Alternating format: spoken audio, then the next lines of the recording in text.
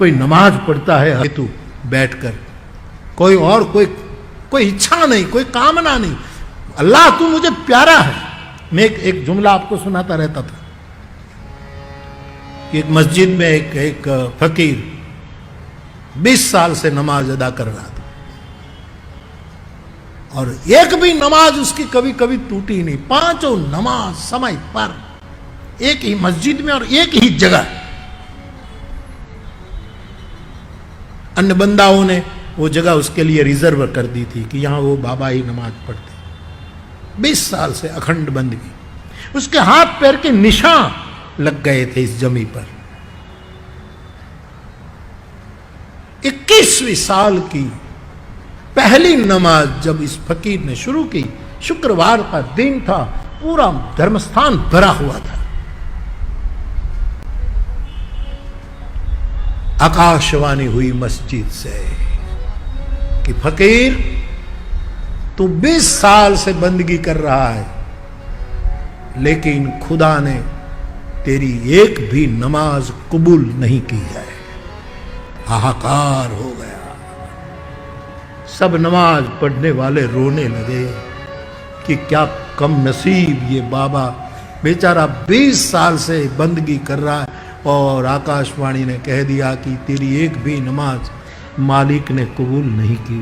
सब दुखी हो गए, गजब हो गए। लेकिन उस फकीर ने जब सुना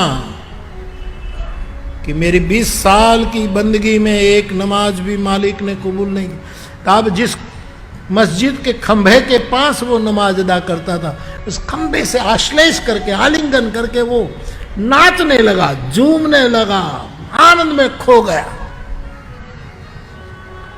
और बंदाओं को लगा कि ये दिमाग गया उसका, पागल हो गया। अरे तुम्हें तो सर पटकना चाहिए, सिर फोड़ना चाहिए, रोना चाहिए, तेरी बंदगी कबूल नहीं हुई है। तब उस फकीर ने कहा था कि बंदगी कबूल हो न हो कौन चिंता करे, लेकिन उसको खबर तो है कि 20 साल से कोई नमाज पढ़ रहा था, बस पर्याप्त है। उसको स्मरण तो है कि कोई बंदा बैठा, इसी भाव से भक्ति है तो सेवा करो, वो सबसे बड़ी वर्शिप है, सबसे बड़ी देव पूजा है। इसका मतलब फिर भी पूजा नहीं करना, ऐसा गलत मैसेज मत ले जाना। सुंदरकांड, अब मैं जब भी सुंदरकांड कहूं तो अब समझना युवान लोगों को कह रहा हूं, बूढ़े तो सब उत्तरकांड है, माफ करिएगा, है तो है। दीप्ति मिश्र जी कहती है तो है, उत्तरकांड है, तुम सुंदरकांड हो।